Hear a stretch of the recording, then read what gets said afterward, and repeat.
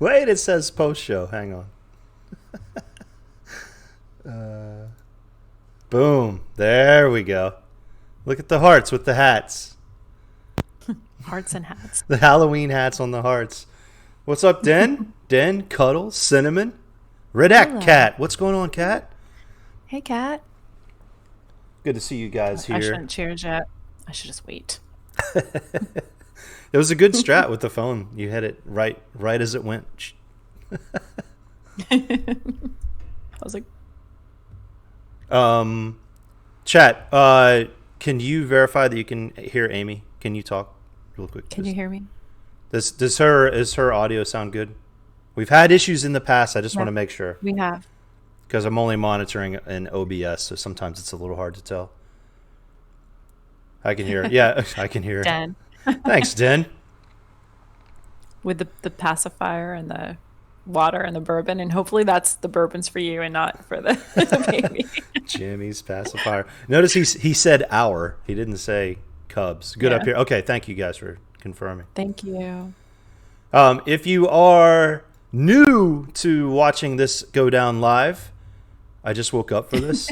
Hey, let's go. Hey, wake up, Nez. Oh, thank you. Good morning, buddy. There was a Wiggle song called "Wake Up Jeff." We could change it to "Wake Up Nez." Wake up, Nez. Wake up, Nez. I don't remember the lyrics, but Awesome. maybe Yeah. next time we'll modify. Thank you guys so much for being here. If you don't know, so we're going to record the podcast. When we do so, we do record it. We do put it out onto iTunes, Stitcher, Spotify, et cetera, et cetera. So we try to go one shot all the way through without interruption. So we'll text you guys in chat, but a lot of times we're not talking back and forth to chat. So just know that's what's going on if you're new. I think most of you have been back here.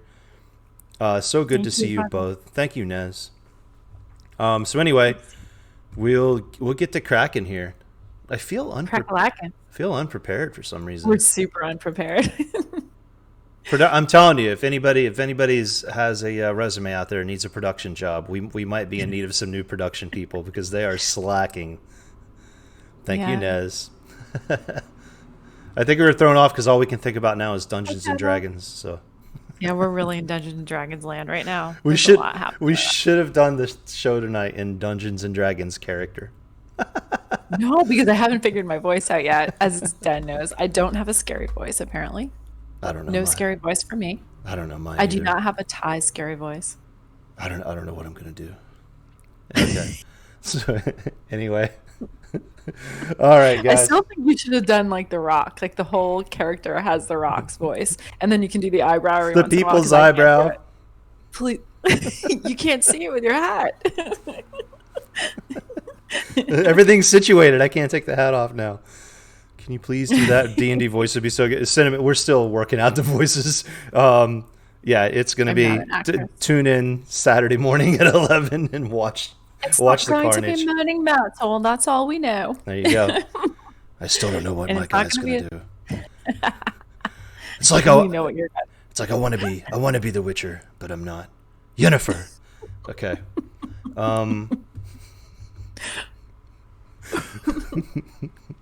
All right. Anyway. Okay. It's already off the rails. Yeah, we're already off the rails.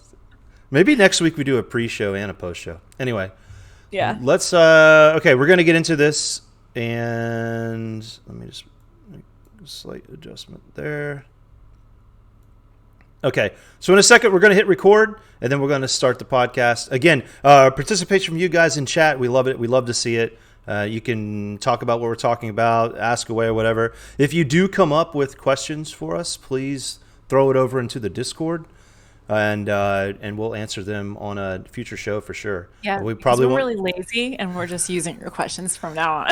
It's working very well, and it actually worked very well tonight. So more on that Did, as thank you'll see God. here in a minute. But anyway, okay, hang on one second, and we'll get this thing started.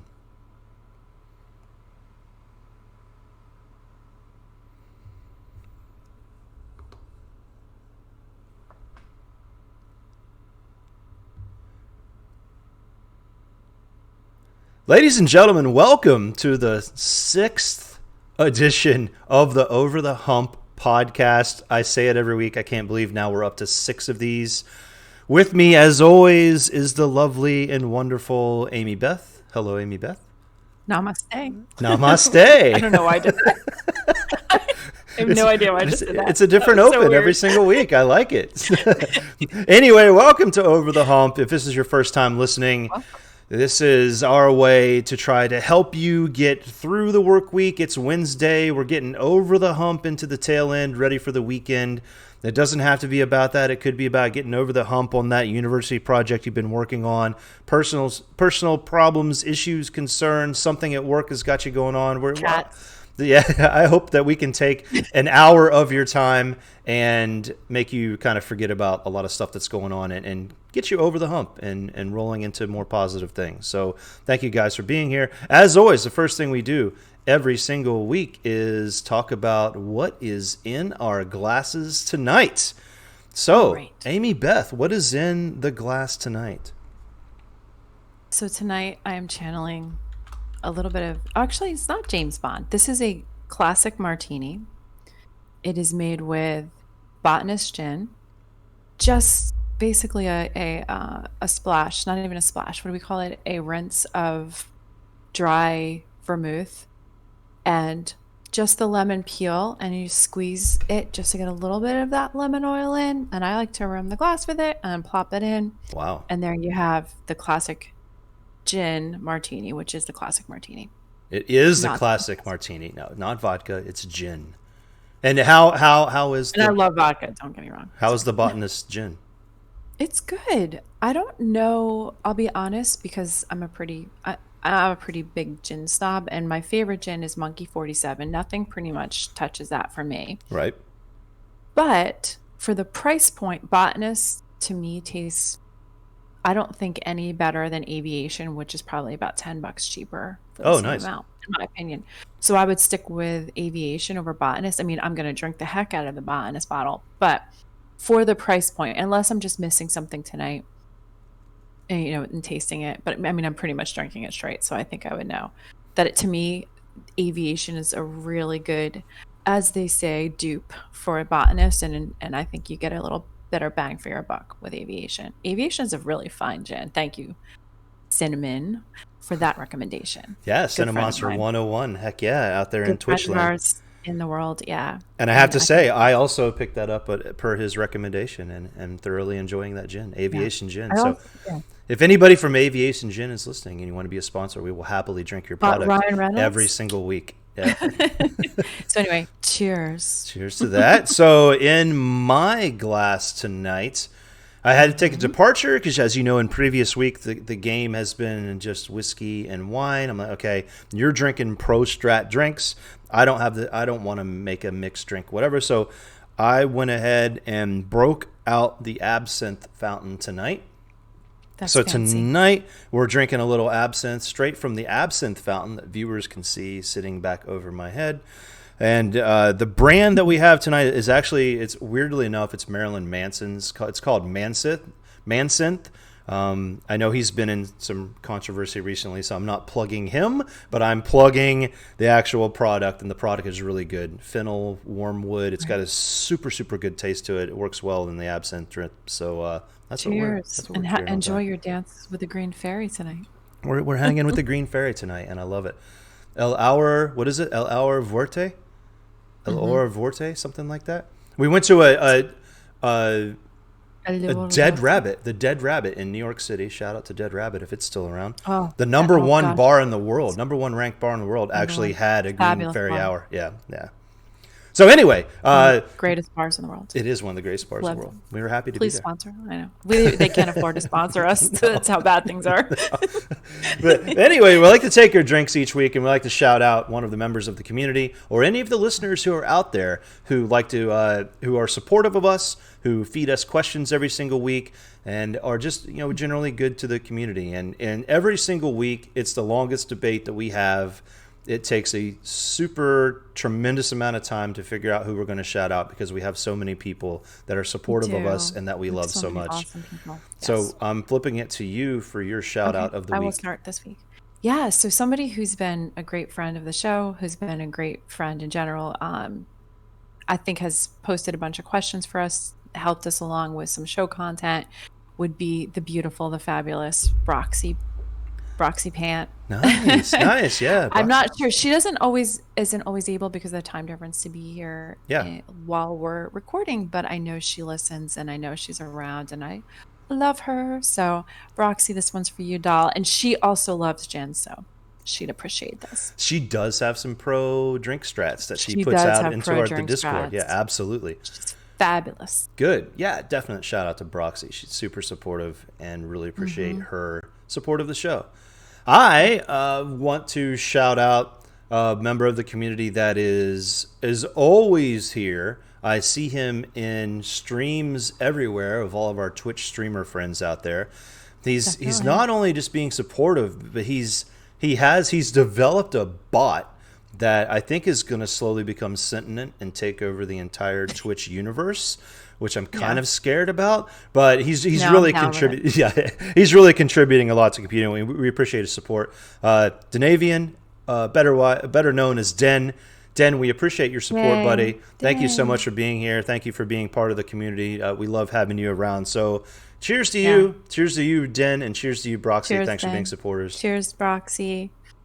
Notice my little lemon peel in there. I liked it. I like it. Fancy drink strats. Fancy schmancy.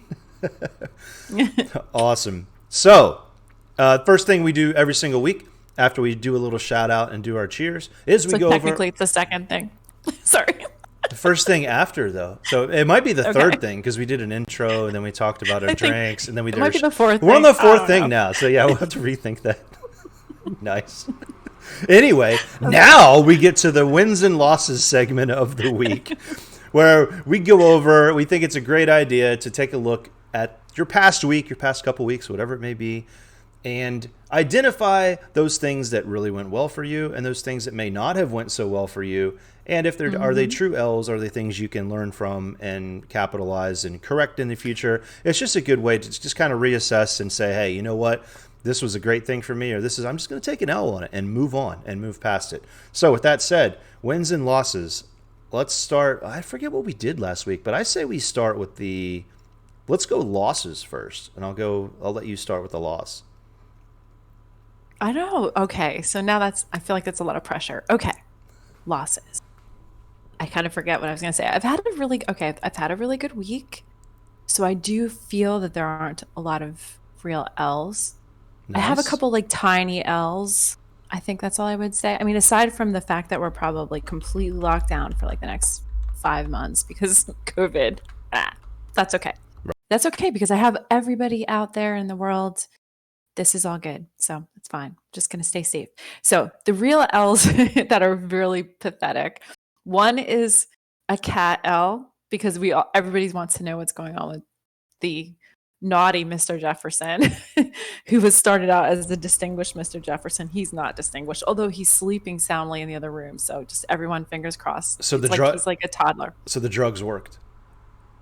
Well, he did get into my drink. So he eats and drinks everything he can get his little paws on. So while we were prepping, just a little pre-show, I hear a noise in there and he was licking some gin. So he's sleeping now and I'm thinking, nice. How bad is that? But that's not the L. He also ate. So I used a basting brush and it has these little silicone, like, it's like a brush, but they're little silicone things that you brush with.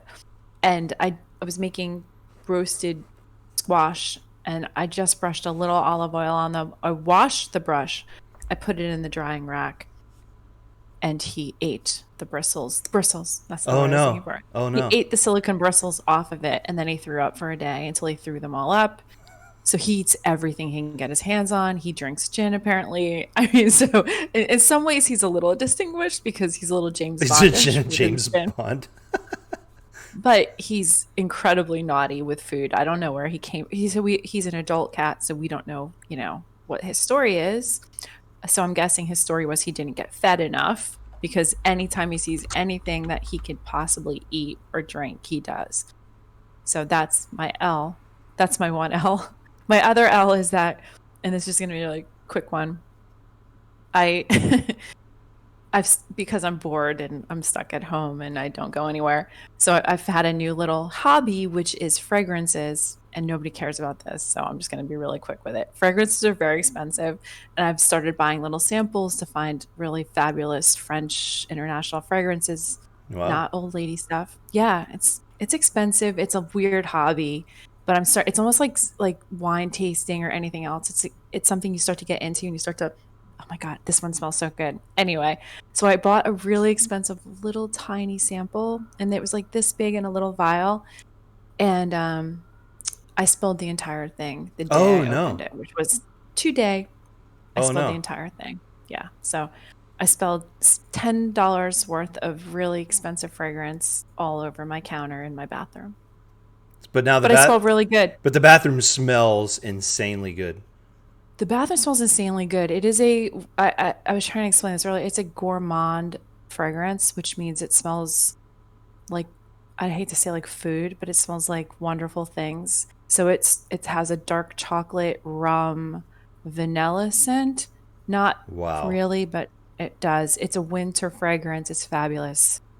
It smells so good. And if I stiff my arm all night, you guys know why? Because it's like the only thing I could afford was a little $10 sample. And I can't afford the actual bottle. And I spilled my little $10 sample all over. So I'm kind of sad. Wow. There's another L. And I'm oddly now attracted to your bathroom. You would like this scent. I know that. It has the vanilla. Vanilla's a good scent. And it's a little boozy, and I mean boozy in all the right ways. Not boozy as in like a lady that's been in a bar all night long. Never happened. Never but happened. No. A good Awesome. boozy. Well, Anyway, good. there you go. That was way too much. But that stinks though. That's an L. You had this outrageously expensive product and you spilled it when you got it. So that's that I should not be spending my money on, believe me. And I know it sounds completely bougie and stupid, but it's just something I got into. I don't think $10 is unreasonable to spend for anything. True. If somebody the told actual me bottle I can't afford. Yeah, if somebody told me, hey, you could have some Pappy Van Winkle for $10, it's just a sip, I'd probably do it. And I would be mad when I spilled it. Yeah. A shot of Pappy, exactly. I mean, I had to look high and low, so I had to find a plate because a lot of these fragrances, they're not available, and they decant them and they put them in these little things and they ship them to you, and it came from Texas and it took forever to get here. And when it came in a little tiny box, and I got a couple different ones, and it was wrapped up and it had a little bow on it, and it felt like it came with love, and then I spilled it all over. So oh no. Yeah, no. Well, we just need a do-over. We need to order another one. If only we knew people in Texas, that would be helpful. Shout out to all of our Texas friends. Yes, we do have a lot of Texas friends, so there we go. Please, Awesome. Please find me some more of my. It's Galen Gourmand Coquin. Wow. So, yeah. Wow. Yeah, that's amazing. My perfume, which is my signature scent that I can't afford. We have a signature scent. If only we had Scent-O-Vision for You video guys would and be audio. so It'd be impressed so with good. how good I smell right now. It's also all over my hands because I had to clean it up. So Whole house. there's nobody to smell it. It's The just cat me and smells my cat. like it. Yeah, everybody smells like it. The cats It's have awesome. liked it. They've been very calm. Or it's the gin. I don't know, but okay. I don't know. Never a dull moment in the house of Amy. Me Never and my a dull cats. moment. And of course, my L of the week has to have something to do with streaming or gaming because literally it's the only thing I do other than work. So I was trying to be super self-indulgent. I had planned on finishing Ghost of Tsushima, which was my main game at the time, on Saturday night. So I was going to plan this super dramatic opening to the show, complete with video, got some music together. I mean, the whole thing in its entirety was almost 40 minutes long, and it was epic. Oh my gosh, we were talking about this. I spent hours on this thing, editing it down. I was so super pumped about it. You were so like singularly focused on it. It's the only thing I did for a long period of time.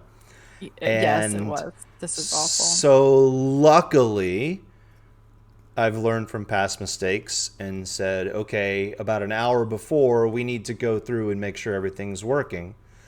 And went to play the video and realized that the video was now corrupted. So Oh, if you know anything about rendering videos in Premiere, it takes a little bit of time to do it. And I could not get the thing to work without having to go through and re-render all of it over again. I probably could have chopped it up into something less, but yeah, hours and hours and hours of work down I the felt drain. so bad when you told me. Oh my God. I did I was so eventually excited for it too. I did eventually fix the problem, and the video may make it. It might be unearthed as in the first box set of the show, you get the bonus video of the Tsushima opening. It was dramatic. It Is was that like epic. the like hidden track? Yes, the hidden track. People will be there. Were only 100 copies will be produced of it, and people will be talking about it from Yeah. years to come. But yeah, Awesome. it was a huge L. It was just a huge L. I was so disappointed. But Just- it turns out that if you know anything about Twitch streaming, a lot of times when you start your stream, there's not a lot of people there anyway. So it turns out there wasn't hardly anybody there anyway, so nobody would have saw it. So the L would have been, I made this epic video that nobody saw. So anyway, it was, well, but true, ultimately, yeah. and my take on it is, you know what though, I had fun doing it, and I like doing stuff like that, and I learned. I learned I a was gonna little bit say about encoding and some if you stuff that went learn wrong. something Yep. from it, Yeah. then Yeah. it wasn't an L Yeah. So it ultimately. wasn't a total L, but it was an L. I don't know what I learned from my L's. I learned that my cat will eat anything, including a basting brush, and that I'm clumsy. So things I already knew. All right, let's But let's flip it to the dubs. What's the okay, dub of the the week? dubs. I have two little dubs. Again, it was a good week. I really can't complain. So kind of anticipating being fully locked down probably until like May. Yeah, yeah. Truly, my best friend came to visit me, and I adore her, and she's just an awesome human being. And I'm gonna cry. I had such a wonderful weekend with her, Oh, great. and she's been yeah. So she's been really cautious. I've been really cautious. We felt very safe, and I just got to spend 2 days, and she got to meet the cats, and she fell in love with the cats, and as she would, and we just talked and we watched movies and we ate and we drank and we just had a really fabulous weekend. And then she left, and I'm sad because I probably won't see her till May. I'm thinking, just my guess. Oh Anyway, till the no. spring, we'll say. But you know what? Her and I are we're buds and we talk every day. So I'm just lucky to have a friend like that who's an IRL friend. She lives like 3 hours away, so I don't get to see her a lot anyway. But it was just really nice to have that opportunity to see her. So that was a huge, huge W because I just love her so much. And then my second W is that the other cat, the one that you don't hear as much about because she's not naughty, she's shy, is the lovely Miss Possum, and she's the most beautiful cat in the world. I'm sorry Oh, for everybody the else's other cats. cat. She has started to bond to me a little. She's letting me pet her, especially at night. She might make an appearance because she's on the bottom step. She's not that far away. And she's creeping her way over, and she's very delicate and beautiful and sweet, and she feels like velvet when you pet her, and she's the most pretty eyes. And anyway, the big W is that I've worked my way into her trust. So soon she will be another lab cat for me. I just need those two to start to get along. They're not like fighting, but they're feeling it out because she was hiding for a week and a half, Right. and he's like thinks he owns the house. So Right. there's been that little bit of tension, but it's nothing that bad. I think it'll all work out. She's lovely. She's stunningly beautiful. Anyway, me and my cats. Crazy cat lady with her perfume. That's where we are. Who knew all of this was going to happen? If you've been with us through this whole journey on the podcast, who knew this was going to happen? We had the lows, now we've had the highs, and now we have the shenanigans. I love it. It's great. Lots of We shenanigans. look forward All to the good. cats each week. Yeah, and you know where my W is going to come from. It's the fact that on Saturday night we actually did end Ghosts of Tsushima, and that was it sounds like okay, so the guy finished a video game, big deal, but it was it was a great thing, and I think one of the I guess the good aspect of the W is figuring out the timing of ending everything because with Twitch, with my channel, I want to keep things moving, and I had a plan. There's a game, Watch Dogs Legion, that comes out tonight at 12:01 p.m. Pacific that I'm pretty excited about. That we're going to start it tomorrow night, and I wanted that to be the next main game, so I had to kind of try to time this thing out to end when I wanted it to. And we were lucky enough to end it Saturday night, and fortunate enough that I planned on, I really thought there was 2 hours left. Our streams on Saturday nights are usually 4 hours. We started right away, and I said, okay, we'll do this. We'll do it for 2 hours. And then once you complete a game, you still have a lot of other tasks and stuff that you can do to 100% the game. I just wanted to complete the main storyline on stream. Well, luckily enough, we started it right away, because we finished the main storyline at about 12:15, which was 4 hours and 15 minutes in, which maybe because it took me a little bit of time to finish off the last boss, which is a whole nother story that I'll reveal one day on what actually happened there. But that was a different kind of L. But yeah, so we finished Tsushima, and it was a fun. Anybody out there who enjoys video games, I cannot recommend that game enough. Super quickly, even after, so you have side storylines that you play throughout the game, and you have your main storyline, just like you do in any kind of RPG or game that are similar. In this one thing that they did brilliantly is, so I finished the main storyline before a lot of the side stuff. I went back in after the stream, played some more, and they actually update all of the side storylines to recognize the fact that you have finished the game. So it adjusts, and it knows what characters have died, where you are in progression. That's so cool. It's an amazing really cool game. So yeah, if you guys are out there looking for a great game to play, Ghost of Tsushima, I highly recommend it for the PS4. It was a blast to play. I can't wait to finish playing it on my own. Personally, and I'm not, as everyone knows, not a shock, I'm not a gamer, so I always look at things from the eyes of somebody who's not, a serious gamer. I thought it was the most beautiful game. We're one of the most beautiful games, yes, that I've seen played, because I have watched quite a few games between my kids and you and all of my Twitch fam. But it was gorgeous. But also, I feel like it was, and maybe someone can let us know for sure, but it felt very historically accurate from my Asian studies, from my Japanese studies, which I did have a bit of. I felt it was quite accurate and really beautifully portrayed, obviously fictionalized to some degree, but yeah. I just thought it was really beautifully done. I just can't say enough about, as a spectator of it, I thought it was wonderful. I'm sad it's over. So anyway. Yeah, it's good. No, that's good feedback. Yeah, it was a gorgeous game. The mechanics and the way it did, it was beautiful. And that was on regular PS4. It wasn't even PS4 Pro. But anyway, enough about Tsushima. Definitely pick it up. If you have any interest in the game, go pick it up and play it.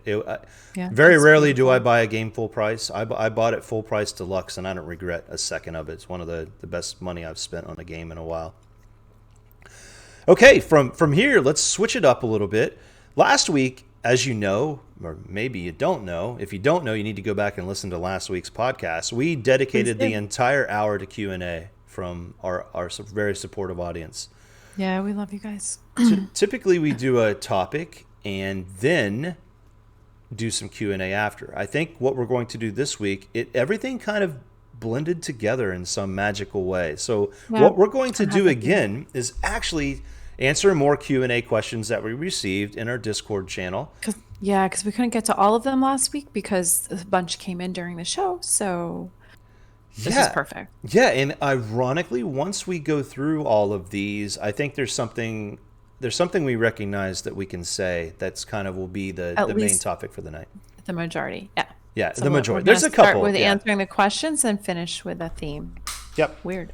All right. So, and almost every single one of these came from Cuddleboo. So, Cuddleboo, thank you out there for posting so many questions. How much do we love Cuddleboo? Truly. Yeah, love you. She knows great. I love her. She had a wide variety of questions. And so if any of you guys have questions, please post them out there. We would love to answer yours on the show. They could be about any topic. Just keep it clean. Anything, yeah. Yeah. So, and like I said, these feel like they kind of go all over the place, but stay with us, and I think you'll hang with us. Hear a theme here.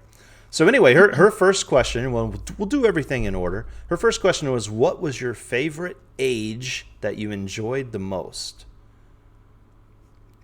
And I'll defer to you on these to go Okay. first, unless you say, Well, no, I'm not going first.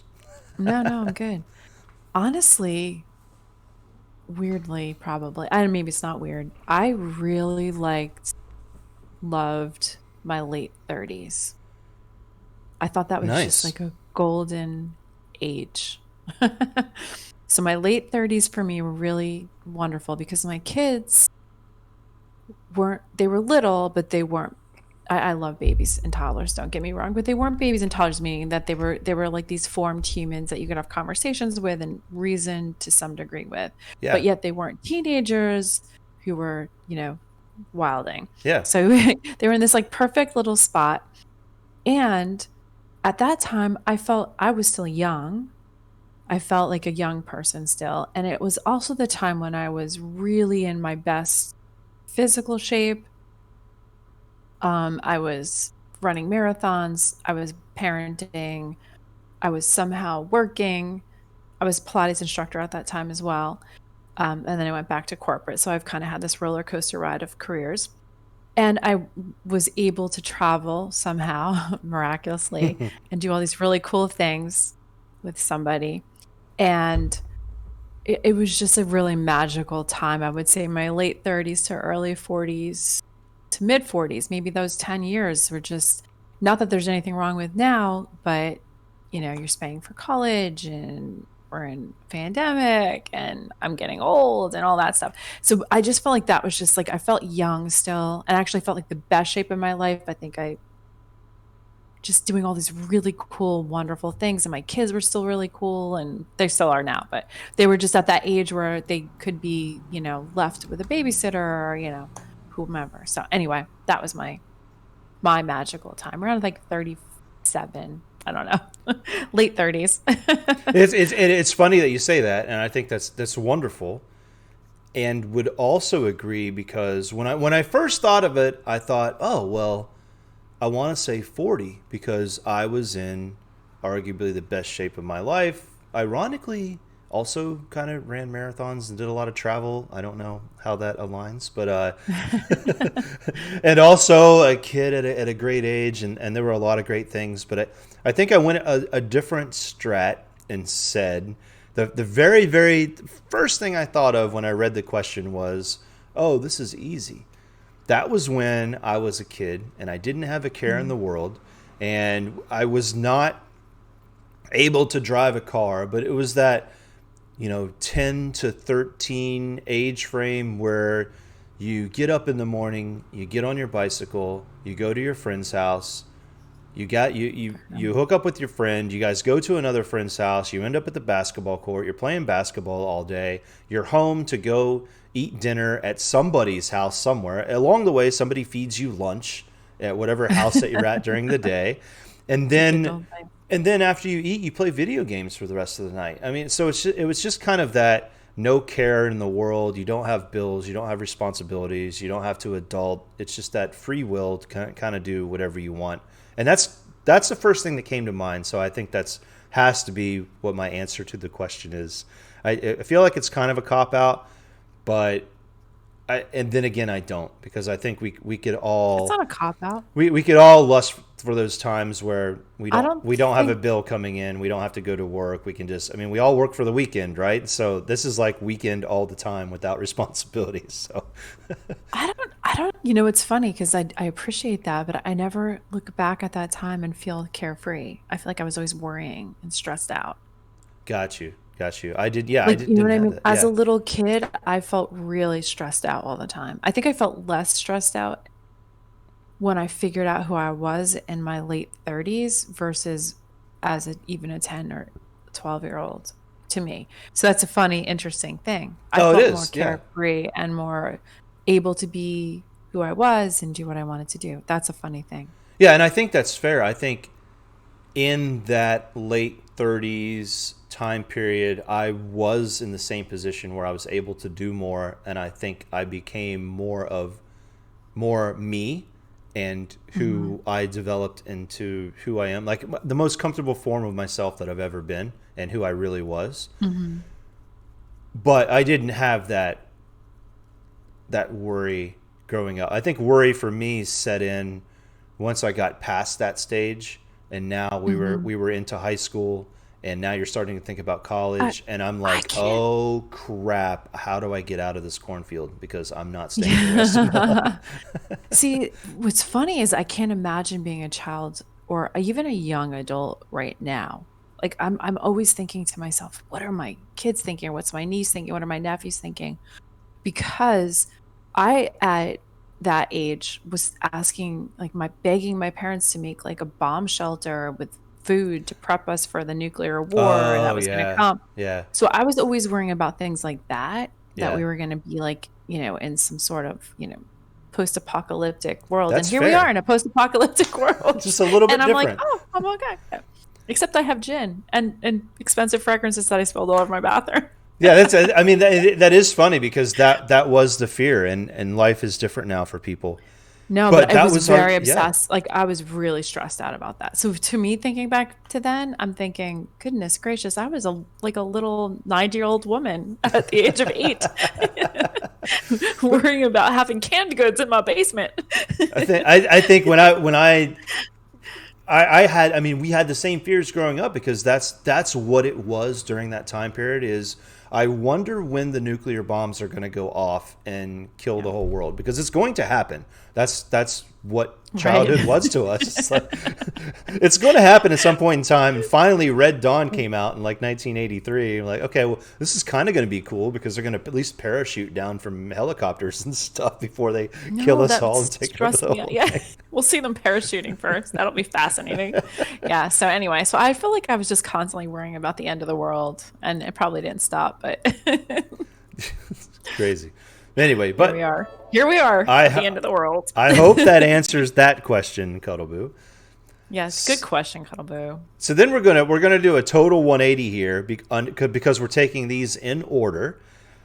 She also Halloween themed. We had to get this in this week because Saturday night Awesome. is the big Halloween It night. is. We were going to do like a Halloween podcast and we decided to go against the grain, but we will answer a Halloween question. Yeah, absolutely, and you're 100% right. So the questions, and I'll kind of present both of them out there. So it's about jump scared, and what is the best jump scare you've ever done, and also what is the best jump scare that's ever happened to you. So we're talking shock, jump scare, both giving and Hmm. receiving. Okay.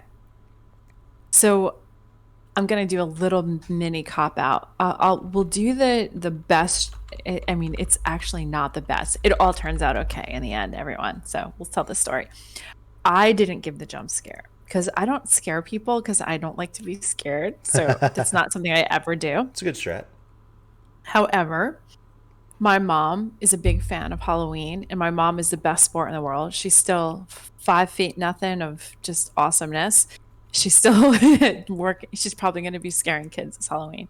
She's just a fun loving person and lovely. So here's the story. We're going to just try to distill this down really quickly.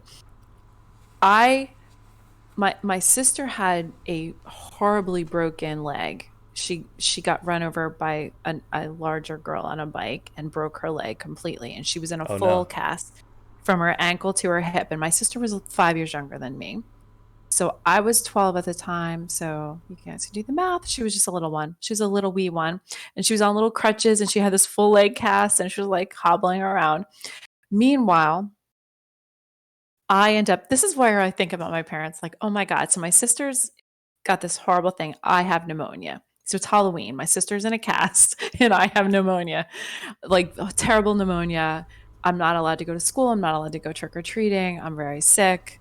And so, so my mom, who's not even 5 feet tall, she says she's 5 feet tall. She's not. She's tiny. She looks like a child. She's very small.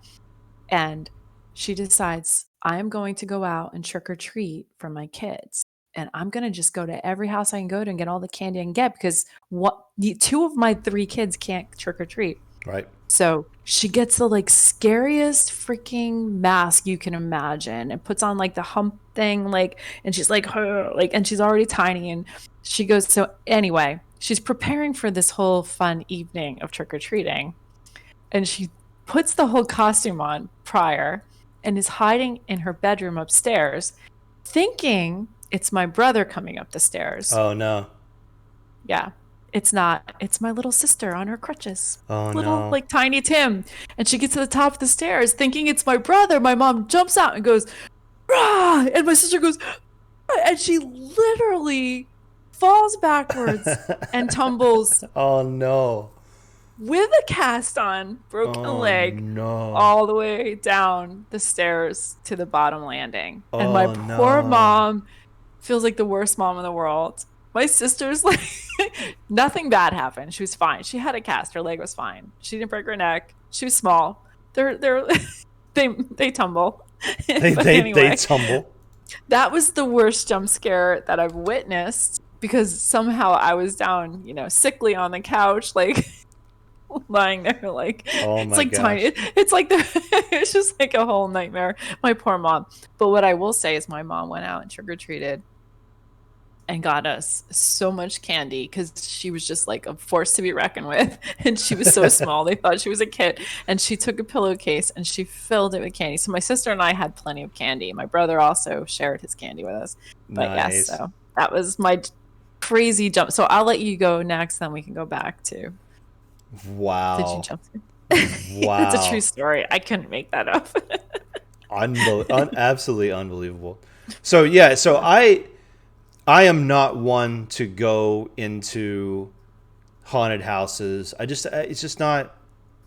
I don't know. It's kind of not my thing. It's not that I don't like them. I just kind of haven't done it a lot. So there's not a lot of jump scares that have been done to me. I related the story last week about the Burger King jump scare that happened, and Yeah. maybe that was the trigger. Maybe that's why I don't go back because that was such a traumatic Well, me experience. too. It happened in the haunted house for me as well. But I will say, I think the only other time I can remember just being really traumatized by a jump scare was I forget which Friday the 13th it was, but it was I think it was the first one. Maybe it was number two. Funny. Yeah. But watching that movie as a kid, there was a scene, and it was the first time I'd ever seen this play out, where we were almost to the end of the movie, and I remember you're watching a bedroom. It's a bedroom. There's a window behind the bed, and the people have survived, and the music kind of gets more intense, and the girl thinks that Jason is coming to kill her, or Jason's going to show up. And the music reaches a fever pitch, and it's the dog. And like the dog runs into the room, and you're like, Oh, oh, puppy. wow, oh my gosh, it's the dog. And then, wham, Jason busts through the window over the back of the bed. And Like kills I had to the dog. jump. It's probably the highest vertical jump I've ever had in my life was during that time. So that was the absolute biggest jump scare I've ever had. And I think that set the stage. At that point, I knew, okay, never trust one of these endings at all because they're going to get you from now on. That was the first one I'd ever seen. That's why I have trust issues. That and the Freddy Krueger movies, seriously. And so I used my first one as giving a jump scare because I've never given a jump scare. So Yeah, my I mom went. gave the jump scare. Yeah, I went But opposite. the getting the jump scare is similar to what you're getting the jump scare was. So what was your getting the jump scare? Same thing, watching a movie. I was in college. I was with my boyfriend. I had a glass of wine, glass of red wine, Imagine that. and I was watching The Fly, not Oh, the The Fly. Jeff Goldblum Yeah, Fly. yeah, yeah. And it was just chilling out, and it wasn't that scary of a movie. It was not that scary of a movie. It was So I was intense. relaxed. I Yeah. didn't have I wasn't like prepared. And there's a scene where he jumps like on the roof or something. Mm-hmm. Like there's like the glass ceiling or something. And I just wasn't anticipating it. And I went, like, I jump scared, like this is like out of a movie. And I took my entire glass of wine and dumped it on the guy I was sitting next to. Nice. And you were He probably was. upset that it was the wine that you lost. No, he got really mad at me. Oh, It was no. actually, yeah, that was the end of that night. Oh, I was like, wow. sorry. Like what? It was really scary. Wow.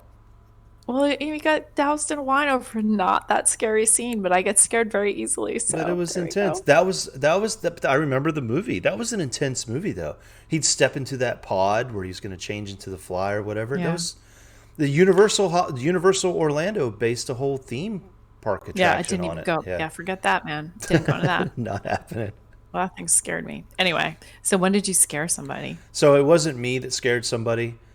It See, was we're not scary people. we're not scary Yes. people. It was when it was Halloween time, and I'll never forget it. So we had a neighbor that lived across the street. His name was Dave, and Dave was the nicest guy in the world. And I would come home after work, and the grass would be cut, and I would walk out, and Dave would be like, "Hey, man, cut your grass. I did mine. Just thought yours needed it too." And Aw. he was like the coolest dude ever. He was a great neighbor, best neighbor I've ever had by far.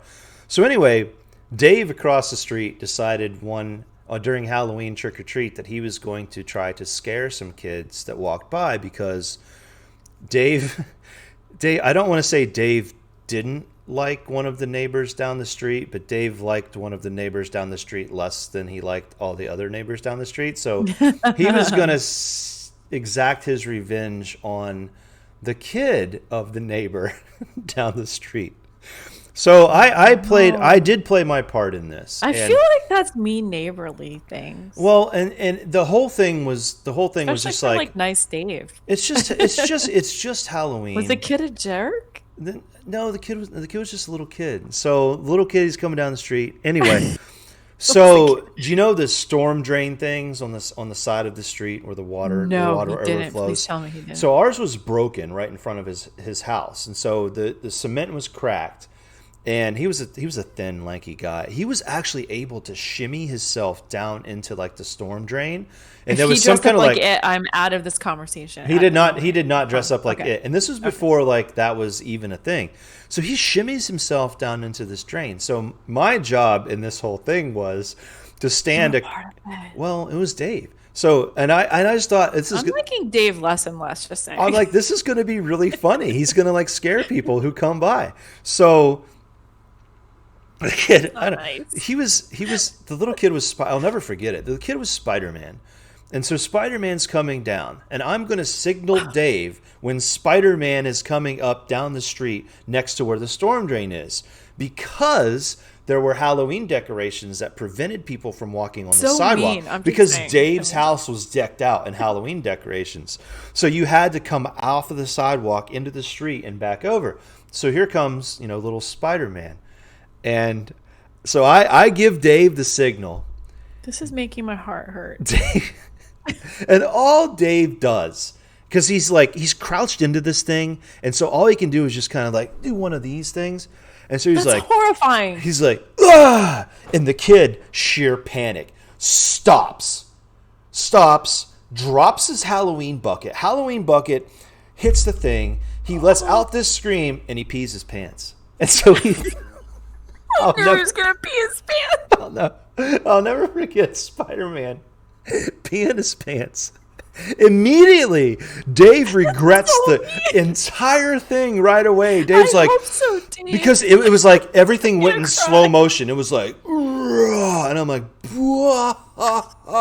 and the candy falls, and you start to feel bad, like, oh no, not the candy. And then you're like, oh my! This day has PTSD from you gosh, he's peed his pants. The same thing. There's Dave like continuing to come out of the drain, and like the kid's freaked out, and Dave's like, no, it's just me. It's just neighbor Dave, and the parents like grabbing the kid. Your dad.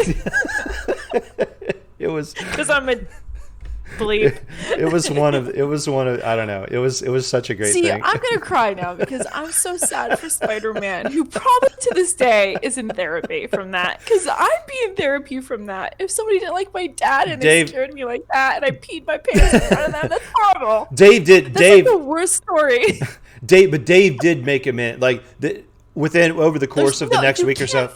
Oh, the kid was cool. The kid was hanging out with Dave all the time because it became that the kid loved Dave.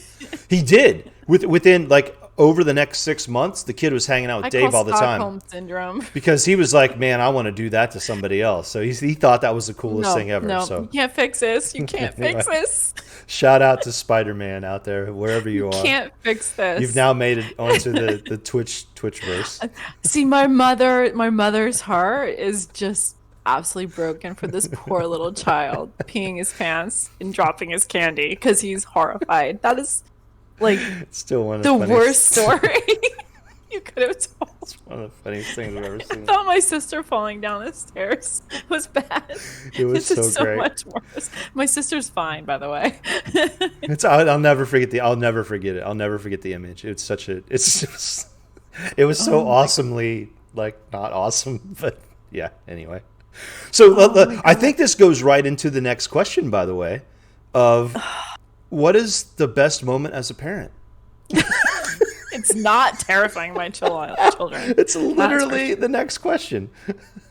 Oh my God. Yeah. Whew. So not the I best want to moment of a hug parent Spider-Man. is Dave. It Yeah, like I just want to cuddle Spider-Man in a motherly kind fashion. Oh my God. Okay. poor All kid. right. We're gonna take a moment here. Oh, that's just awful. I'm sorry. Okay. I'm not gonna judge anymore. I'm silently judging. Okay. Or not so silently judging. Okay. Best parenting moment? Best moment as a parent? Oh, The there's just so question was, yeah, the many. exact question from Cuddle Blue was, what is the best moment as a parent? Okay. I think I'm gonna have to once again cop out a little bit on this because I feel like it's more of a combination of how I honestly feel, and it's gonna sound sappy and stupid, but it's true. So as a parent, you have ups and downs, roller coaster ride for sure. And there's good days and bad days. And no kid is perfect, and no parent by any means is perfect. And I'm going to say that really off the. I think this is very Yeah, important because yeah, I don't know how many of you are parents out there, but you're going to make mistakes. You're never going to be perfect. There's no guidebook. You all know that already if you have kids. However, it's really about being able to say you're sorry when you make a mistake because we aren't perfect, yep, and learning from those mistakes, moving forward, and just trying to have not be their friend until they're old enough to understand what that is, meaning 20 plus. But really and truly trying to teach them the values and morals that maybe you feel are important. It doesn't have to be my values and morals, but trying to give them that right start and yeah. understand that you're going to make mistakes. I'm not perfect by any means. I've never been perfect, and my kids know that. Believe me, they know that. But with Next that week, said, featured on the podcast will be Amy's kids. No, I'm just kidding. Go yeah, ahead. yeah, one's going to be living with me for a couple months, so you never know. She's awesome too. But my best moment as a parent I'd have to say is when I realized, and you always love your kids, you're going to love them forever. And I've always respected them because they're hard workers, they're great students, and they're talented. So all the fun things like, yeah, you can sing, yeah, you can do this, you can do that, whatever. It was when I realized they were actually good human beings, like really at their heart and soul, decent human beings, which the way I really realized that was when there was nobody watching and they did good, kind things. And that was when I realized maybe I taught them something really, just something really pure and deep down inside that they've taken with them. So they, for my older daughter, or both of them, when they decided to do something out of the goodness of their heart, Yeah. and it was time consuming, and it was, for both of them independently. So for my old, because when they're in high school, I feel like I'm rambling now, but when they're in high school, Mm-hmm. they're preparing their resume to get into the best college they can get into and to Right. make themselves look better and all this blah. So they're all, they have to do this many hours of community service and this many sports and this many things and be leadership, blah, blah, blah. And they do it, the kids that want to, move on to whatever level of university they're going to go to. Right. Then they get there and they don't have to do any of that. And most of the kids honestly don't unless they're, required to for whatever their program is. When Kaylee decided to get up at 6 a.m. 3 days a week because she decided to take on a little sister from Big Brothers, Little Sisters, Little Big Brothers, Big Sisters, sorry. Yeah. When she took on a little sister as a big sister And she was getting up early to meet a little girl before school every single day to work on English with her because she came from a family that didn't speak English, and to work on her homework with her for an hour and to have breakfast with her. She got nothing from this. You guys are the first to even know this. I don't think anybody else knows this. And she did it for 4 years in college. She just did it it meant nothing. It didn't go on a resume. Nobody knows she did it. It was just something she wanted to do. So she decided that community service was something for her. My younger daughter has done multitude of things that, whether it was after the Tree of Life synagogue shooting, going in and learning Jewish traditions of braiding challah bread to sell to make money for the victims and things like that.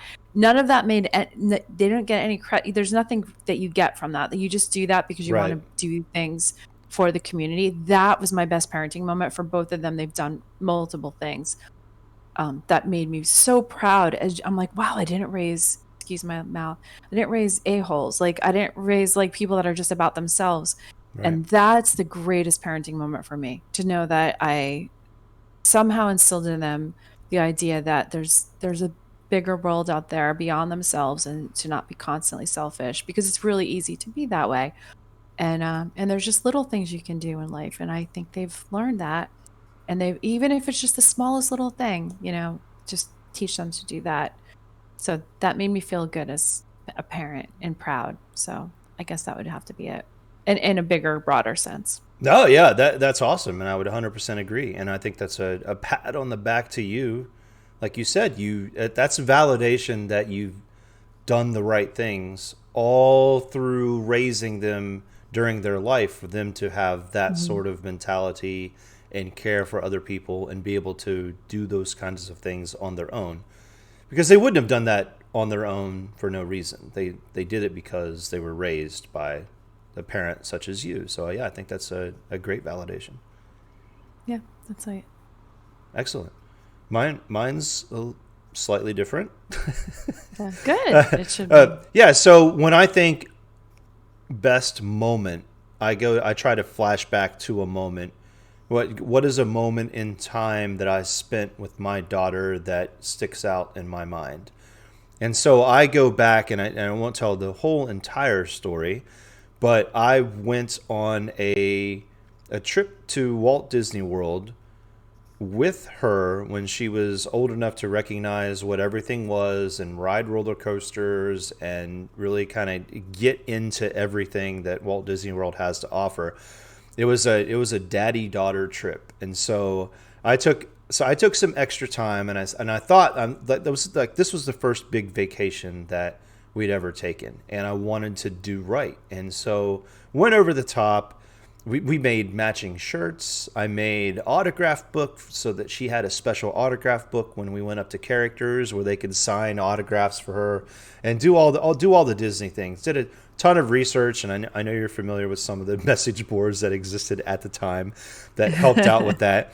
But just did a lot, and I put effort into making this, just kind of about her, to show her, here's a lot of fun, and we're not going to go down there just as regular tourists. We're going to have a plan. We're going to have stuff mapped out. I'm going to show you the best time that I can in this environment. And so, that trip happened, and it was awesome, and we had a ton of fun. And the validation comes back to when she's graduating high school, and it comes to, okay, what kind of gift do you want for high school? And a lot of parents give cars. They give money. They give all kinds of different things. Yeah, so not me. And yeah, yes, I know. When I asked her about it, she asked for an experience. She said, "I want to go on a vacation again with you." And so that was validation that, what, that time that I took when she was growing up to do that for her, that made an impact. And it still makes an impact to her to this day. That's one of her favorite times that she says she has memories of it. We videotaped it. We did all kinds of stuff with it. So I think it ends up being creating that moment and making your kids realize that it's not about 72 packages under the tree at Christmas time. It's about the relationship that you build and the moments that you have. And for her to come back and and for her to want to spend time with me as like a reward or a gift for graduating, whatever, was great validation. And I took some pride in that. Absolutely. So. You should take pride in that. Yeah, that's incredible. Anytime you can spend with the kids. I know I'm just like, and do good works. You're like, have fun. Yeah, which are both true. Yeah, and I think it's easy to overlook that stuff as you're going through school and so many things. You talk about their like grades or their, sports accomplishments and all those things. And honestly, ultimately, they really don't mean as much as you would think. You're worrying about this, whereas, where are they graduating in our class and what scholarships are they getting and this and that. Those are obviously important things. They're not to be overlooked. However, I really do think it's the littler things, the smaller moments, the experiences that you have with them, the time you spent with them, the books you read. I remember, reading Harry Potter with my older daughter, and we would read a page each when she was a pretty early reader, but she couldn't read the whole thing herself or things like that. And she, to this day, talks about those things.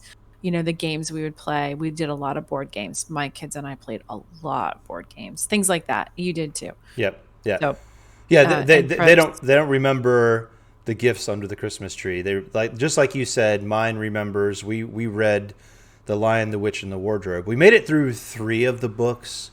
Whatever the ship series. One was, whatever, but the same thing.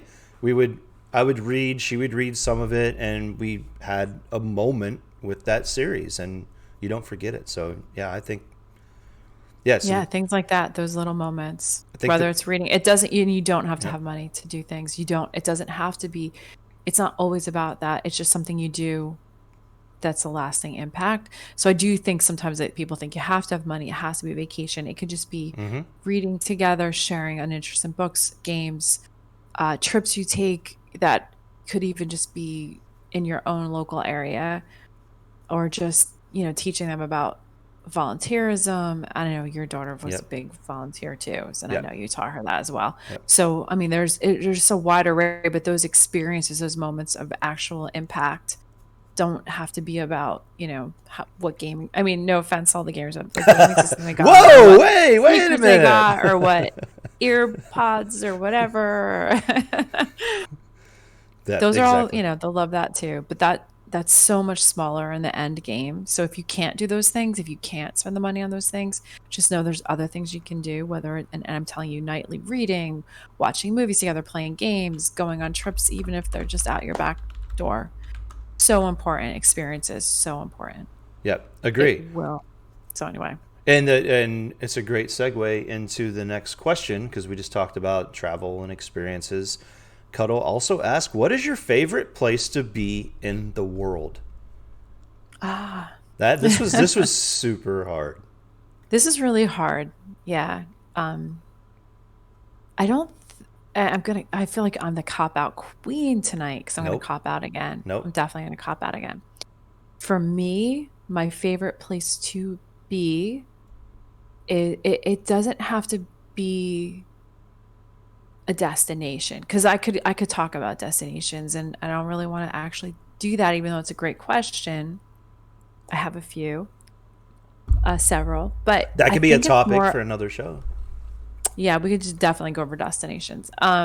It's to me more about company. It's who you're with, because regardless of where you are, if you're with the right person and you're having this wonderful time with the right person, that to me is a destination in itself. And that could be your couch. It could be a restaurant. It could be a hike. It could be a beach. It could be a fabulous European vacation.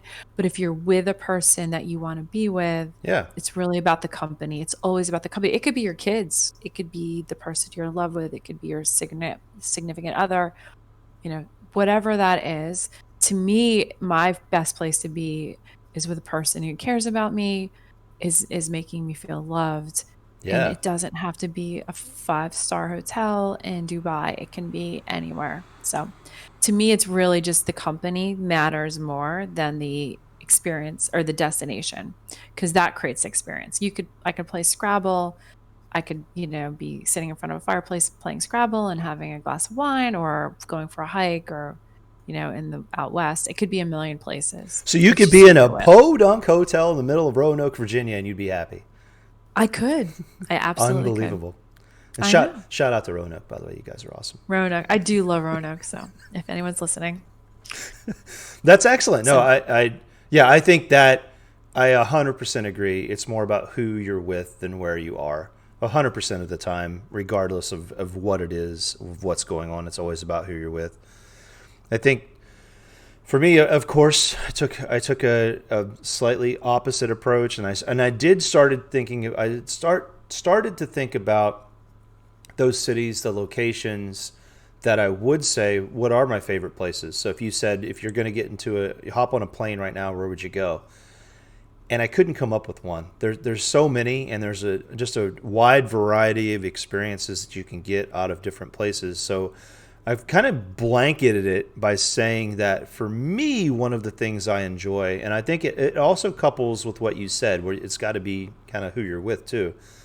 But for me, it's one of two things. It's hitting some major city somewhere, finding a random speakeasy for some cocktails, going out to an excellent dinner somewhere. It doesn't have to be the priciest joint in town. It could be something that was recommended from the person that you asked at the speakeasy, that as a local haunt that maybe is off the beaten path. So really kind of, just exploring these places and getting a feel for the city. It's great to go see tourist attractions, and of course you want to do that while you're there, but let's get some local flavor and let's find out some of the really cool places to go. So that's some of my favorite places in the world have been there. Or also, I will say that any beach anywhere is really a great destination. Definitely a beach over a mountain kind of person. And I will have to say a big plug, and I think you need to sell it sometime and market it. If you're on a beach and you're anywhere near New Jersey, ask Amy to ship you some sangria so that you can drink the sangria on the beach, because I promise you it'll be the best beach experience you've had, because she makes a killer sangria. I just want to throw that out there. But that's kind of my answer is, doing that kind of in the city kind of thing, or just hanging on the beach, feet in the sand, watching waves crash in. I mean, who doesn't love that? So I feel like I copped out more than you did. I don't think so. That was really good. Makes me want to be on a beach with some sangria right now. Yes, it does. So we have a couple more to get through. Oh dear. Yeah. I feel like we're going long. Yeah, we're doing good. The shows are getting a little longer each week, which is not a bad thing. So, what do we have? Two more questions? Yeah, we have two more questions. So we have one more question from Cuddleboo. Shorter.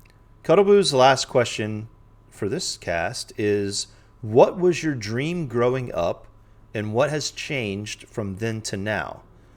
Also, how old were you when you determined that was your dream?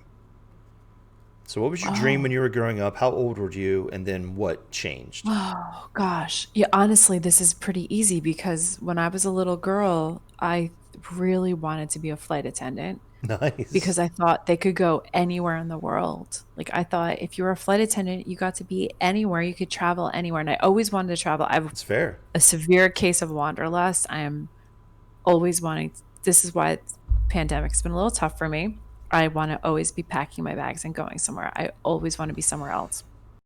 So as a little girl, I always felt that as well. And so I thought that was obviously I should have thought pilot. I didn't. I don't know why, but I also had a little costume for Halloween when I was probably, 8 to 10, somewhere in there. I had a full British Airways. I have family from England. My aunt worked for British Airways. She got me a full miniature British Airways. At the time, it was called a stewardess, which is horrible, flight attendant costume. And I just marched in my little Halloween parade. I won first prize because I was very, very much in, character. So I think probably once I got to middle school, I realized I think I don't have to be a flight attendant to travel the world.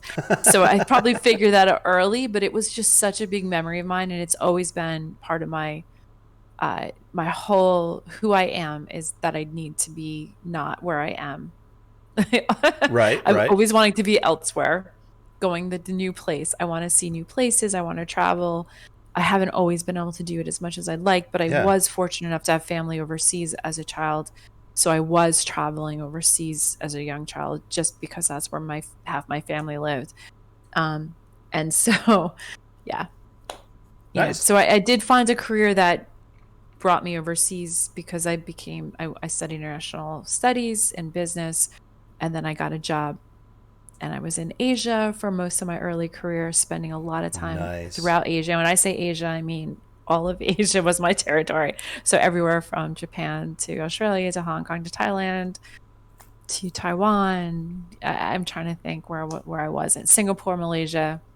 Anyway, So so I you love to got to live travel. out the dream. You just got different I did, but avenues to be able to do it. I wasn't having to serve people on the plane. I was sitting in coach, I flying long hours and I not serving people. Much I better. feel like that's a bonus. That's a huge It was a plus. huge You came bonus. out on the Yeah. good side of that one. Yeah. So I did make it happen in a weird way. So yeah, Nice. in an awesome way. Nice. Yeah, mine didn't work out so well. So No. there were two growing up. Like first dream was I was the little kid on the Quaker Oats oatmeal box that had the wooden spoons that was beaten on it. So I always thought I was going to be a drummer in a famous rock band. That got squashed early. I'm not going to talk about it because I was not allowed to have a drum kit. So that was kind of that. So the next thing that I did a ton in my early life as long as I can remember was play golf. So I actually thought I had a chance at being a pro golfer. I thought maybe that was going to be my career. Maybe I wouldn't be the next Tiger Woods as you know it today, but making a living doing that because I literally played every single day. You were And so good. I was a good golfer and it was kind of my thing. I was able to play in tournaments, place well in tournaments. I ended up being an all-state golfer in the state of Ohio while I was growing up. But it was during that time in high school that I realized that in order to make that dream happen, you actually need a lot of money. You need a lot of money to be able to travel, to be able to afford Yeah. equipment, to afford fees everywhere because every tournament you're in costs money. You got to travel there. There's just a ton with it. And when you're a kid growing up, you're not getting money for playing. All you're doing is you're getting a trophy and throwing the trophy in the back, and that gets you invited to more tournaments that you have to then pay for to get in. Pay for. Yeah, Yeah. and we came from a family that I have no regrets of, but we just didn't have that kind of money to be able to do it. No. Access to an airport wasn't even great for us. So it was during that time in high school that I realized, okay, this is not going to be my gig. This is not going to happen. So but I'm not bitter about it, anything like that. It provided a wonderful childhood for me to have a goal and to have something that I work towards all the time to get better at, and kept me out of trouble. And So you're a scratch golfer, so there's yeah, that. well, maybe not anymore, but Also we were at one time. also a pretty damn fine drummer still to this day. Well, I don't know. You've never seen me hit the electric kids. Anyway, so yeah, I hope that answers the question, Cuddle. And thank you, Cuddle Blue, for all of Man, the great questions. questions, Those Cuddle are Blue. Thank fantastic you so questions. much, love. The last She's question awesome. that we have tonight is from Frost Sabin, who the funny thing about Frost is the first time he ever came into the Twitch channel, I said, and it's Sabun, and I thought maybe it was a play on like Nick Saban from Alabama, the coach of the Alabama University. Oh And yeah, so yeah, yeah. I'm like, you're not talking about Nick Saban, are you? And he's like, no, I don't know. I don't know what's going on with that. I'm like, okay, this guy has nothing to Not my do. Anyway, sport. Frost is the best. We love Frost. He thanks a lot for the question, Frost. He asked a great question, and so this will be the last question of the night. What Yes. is the Dakota. most difficult decision you've made, and how did you come to that decision? It's a killer I question. think you need. It's a great question. I forget what my answer was. Great. You go So first. I need yeah. So for me, I think Oh, I remember. through life we make a ton of really difficult decisions. I think the most recent one for me that I have to fall back on is the decision to move to Nashville. So most recently I was in Metro Atlanta, and I'm located in Nashville, Tennessee right now. And the decision to just move to another city, I don't think is that dramatic. But what factored into my decision is I was at a point in my life where in my circle was just me and my father. And my father is getting old enough now to where he's at the point where he gets around just fine. He works in an antique store. He's kind of got his own gig going on, but he's he's older, and you don't know what happens if he falls down steps. What happens if, if anything happens to him? There's no one else there for him except for the neighbors, which he's good friends with. I just found out today that they're moving. So he asked me for wine recommendation because he was going to take a bottle of wine because they're inviting him over for dinner. Oh. But so they're moving. So I'm just moving in with Charlie. It's he would love that. I love your dad. As long as he got cookies. I know. I love your dad. So that was. Oh no. So that was, and it was kind of double. It was also the change into a new job. So, and it was moving into a new city, not knowing anybody. I'm fairly independent. I'm kind of cool with moving somewhere and not knowing anybody. I can go travel somewhere and not know anybody. I'm totally fine. I'll do my thing. But it was, now I've got to make a decision to accept this job, go to a city that I've been to a couple times, don't really know a lot about. I don't really know about a lot about the company other than the basics. I don't know about the people, and now I'm going to leave my father behind. I don't know how he's going to think about that. Oh, okay, my kid's just taken off now in my time where I kind of need him to be around. So that was a difficult decision, and that's hard. I just went about it, and I talked to him, and I know what he's going to say. If I go to him and say I'm thinking about this, he's going to say, "Go and do your thing. It's a great job. Don't worry about me." Dad.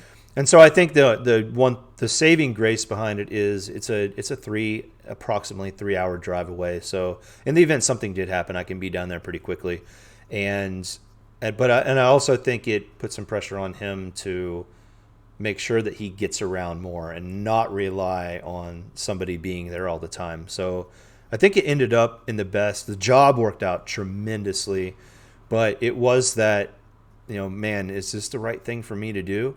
And it was just about saying, you know what, I want to do this. I want to see what this job has in store for me, and I make it. And I thought, what the worst thing that happens, I get there, I don't like the job, I've got to find another job, and I move back. So it's that was the most difficult decision that I've had recently that I felt that I can answer the question with. Yeah. That's a big one.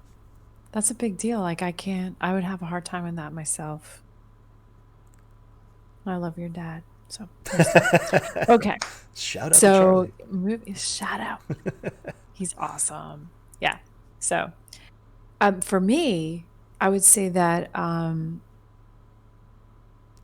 probably I will go with a recent decision because there's so many, at my age, I've had a lot of tough decisions to make, and we could, we don't need to be in therapy here, but we'll talk about probably most recent decision would be leaving corporate life.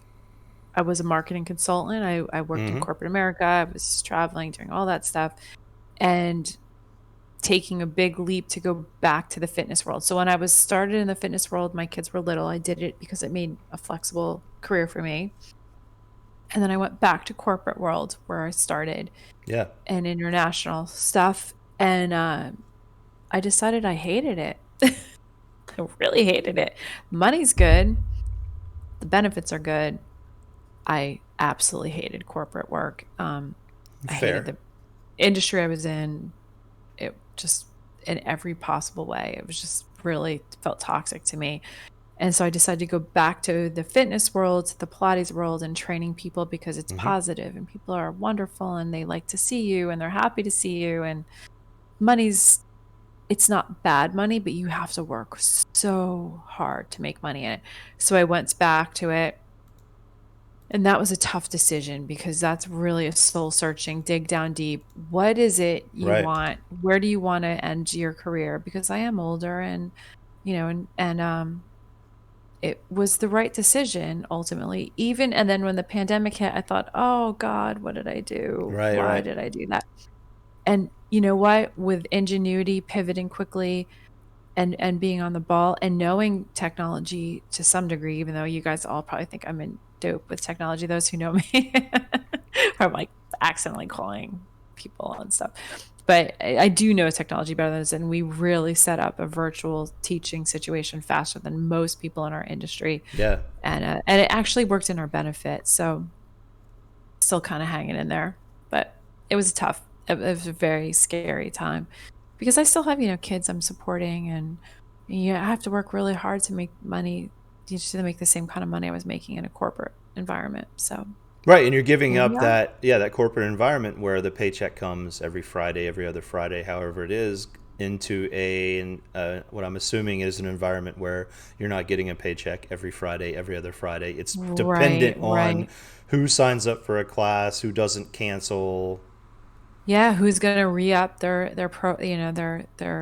plan, who's going to want to continue to work with me versus another instructor versus another studio. It is competitive, and you have to be on your game 24/7. So yeah, it's scary, but it's so rewarding. It's incredibly rewarding to be working with people and making them feel better every day, ideally, hopefully.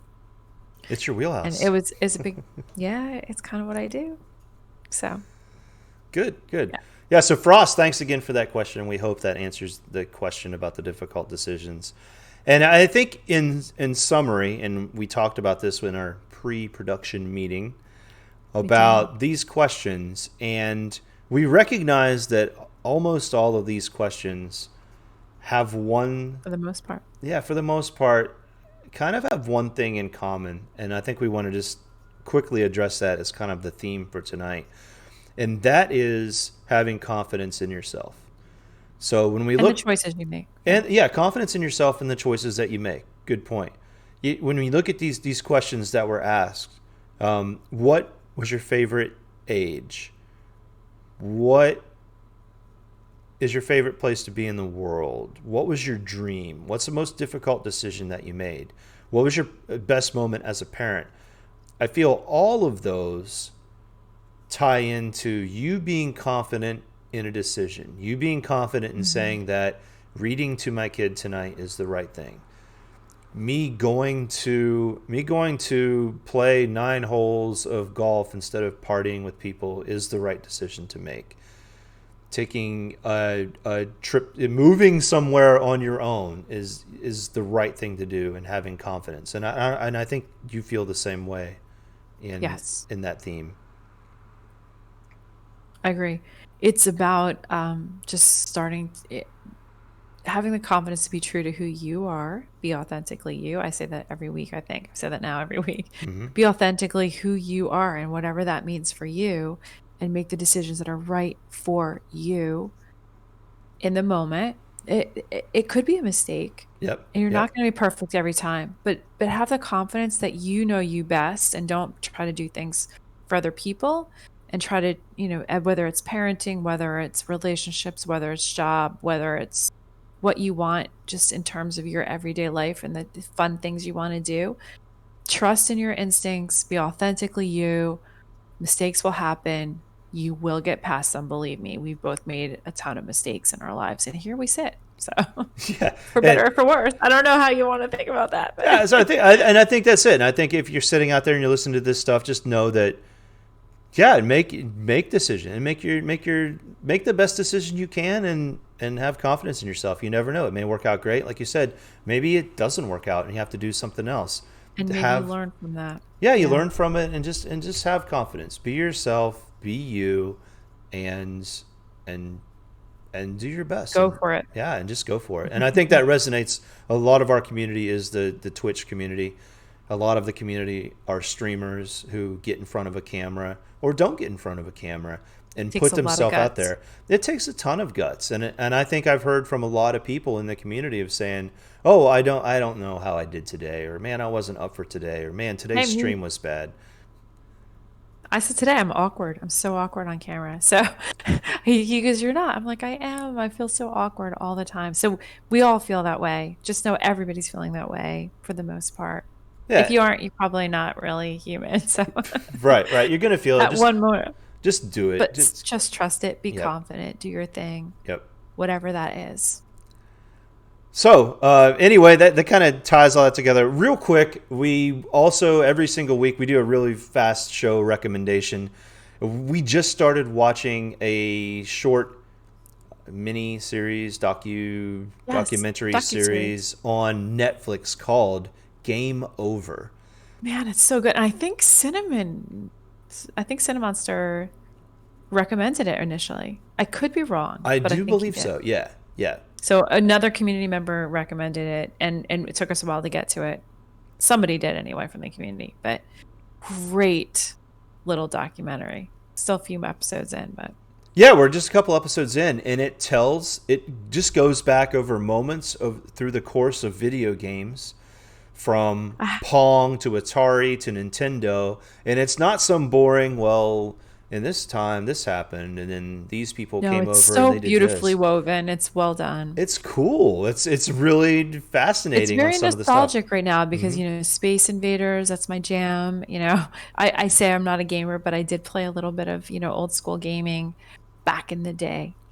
And I was like, oh, I saw it, and I started to get those twitchy fingers. Like, I want to play Space Invaders. Right. Maybe missed my old Atari console. But it was also really interesting about how some of these people came to be, about the people who, in the first episode, they said, oh, we have Space Invaders. It's taken over the world. Okay, well, we're going to modify it, and we're going to call it something else. And then how they actually took down some companies through this law. It's just amazing. I won't spoil the whole thing, but if you have any really interest in video games at all, like I said, we've only seen the first two. I think the next one's on Dungeons and Dragons, ironically. So that'll be good to see. We just started watching, but I highly recommend it. I think it'd be great, especially for our community, who I know most all of them are into video games. So that's our show recommendation for the week. Awesome. I think with that, another long, full show. Thank you guys so much again for the questions. If you do so many hung out. Oh yeah, if you do have questions out there, be sure to hit us up. You can hit us up on Twitter at Over the Hump Show. That's also the Gmail address, overthehumpshow@gmail.com, or you can go to our Discord channel, which is also called Over the Hump, on our Discord, which is linked in the notes section of each podcast. And you guys on Twitch, you guys can click !Discord and get a link right to it. We would love to get your questions and or feedback. And even if you don't have a question and you would just like to hear us talk about a topic or discuss something, we would love to get your ideas. Yeah, give us some help because we're really bad at production. we have a few ideas out there, but we want to bring content that you guys want to listen to. So yeah. Anyway, thanks again, Amy Beth. This was wonderful. We always a pleasure to do it again next week. Namaste. Namaste. And with that, we'll close down things. We hope you guys have a great rest of your week, and we will hope to see you again very, very soon. Thank you. Hope you all have a great night. See ya.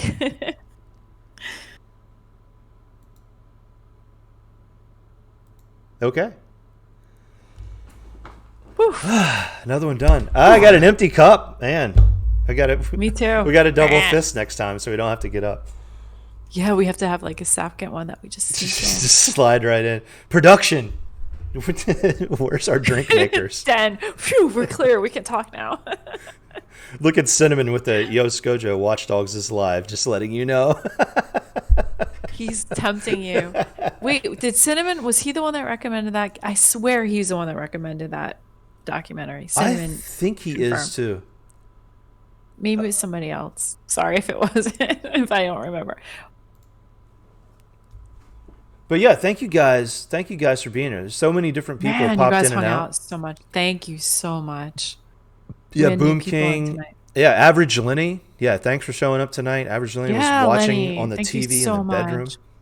Man, that's so awesome. I mean, I don't want to know what I look like on the TV in the bedroom by any means, but thank you. Hopefully it's a 24-inch and not a 70-inch. Cinnamon's saying he didn't recommend it. Somebody said it. It wasn't sweet? No. Multiplayer isn't live for another month and a half, so it's only single player right now. Interesting. There's a command for the D&D game. There is a command for the D&D game. You guys can keep chatting. I'm empty, and I'm going to zip out there and check on. The cats are really quiet. They didn't come in and disturb us.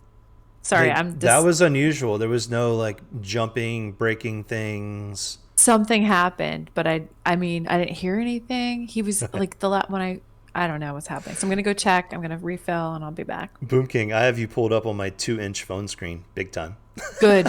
Thank you. That is the best way to view me. Trust me. Mini us is Ideally, the best us. just I definitely have the voice, what is it, the face for radio or podcasting or something. Yeah, the less you see, the better. I'm watching Okay, you I'll on be a back. 2007 Motorola Razr. It's better than a You are my BlackBerry. people. I have found my people. Yeah. That's it. 100%. All right, we'll be back. Yeah, hopefully that went well, everybody. It's always we're always like, man, I don't know if this content people are going to stick around and watch this content and actually be interested in what we have to say, and the fact that you guys are still around. I really thank you so much for helping us make this a reality and have some fun with it. That was my last non-smartphone.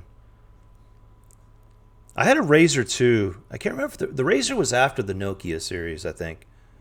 I forget what went after Razr. I also remember having like the little sidekick thing. That was fun. An awesome podcast. Thank you guys. Thank you. As always, it's amazing to find out more about you too. Life experiences are what we're here for, I think, past and present. Yeah.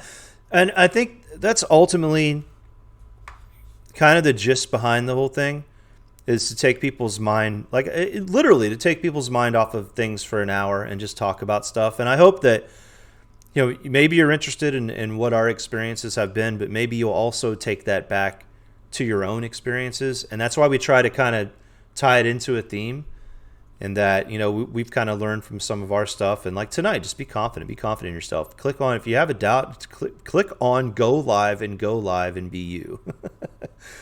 Everybody's awesome. I never had a sidekick. It wasn't that cool. My Razr was my only cool phone.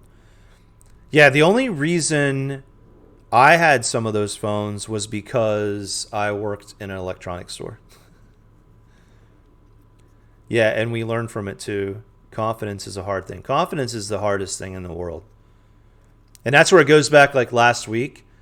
The thing that I would tell my younger self was just be confident in yourself, dude. Just be confident. It's so it goes for everything. It could be about playing a game. It could be about a relationship. It could be about a job. Anything. Just have some confidence. But it's the hardest thing to do too, especially if you've had some adversity, or you've had some failure, or you've just had a tough life growing up. It's super hard to get that confidence. But that's also what's great about this whole entire community. Everybody has got everybody else's back, and I think we all boost each other up, which is just amazing. It's amazing how this whole thing's come together. It's funny to this day, and just shocking how it happened. Nez, you get those tires mailed out for me? Nez does seem 100% confident. Oh no, my phone died. What did I miss in 2 minutes? Oh, Cuddle, we're just we wrapped up. We ended the show, so I'm just stalling right now until Amy gets back. We'll talk for a few minutes, and then we'll probably end it up. Talk about how the podcast is about sharing experiences and also take your mind off of things for a bit and learn from it too. Yeah. So, and Cuddle Boo, thanks so much for the questions. You had some amazing questions this week. Really appreciate it, and good questions too. I like the Super variety. questions. Some of them were made you really think and reflect, and the other ones were the jump scare, were the fun kind of stuff, the Halloween stuff. Yeah, so, yeah. Awesome. What did I miss? Nothing. I was just talking about. I just thanked them, and then just said it's just appreciate them being here to help us be able to do this, and hope that they're getting something out of it. Not only knowing stuff about us, but learning stuff about themselves as well. That's kind of us the point. blathering on. Us just. Yeah. So you missed the podcast. Yeah. So it will be available on the VOD on the Twitch channel. We also. Within 2 days, it will be on all of the podcasting platforms. So if you did want to listen to it via audio, that's why we do what we do during the show. We don't talk to chat and all of that.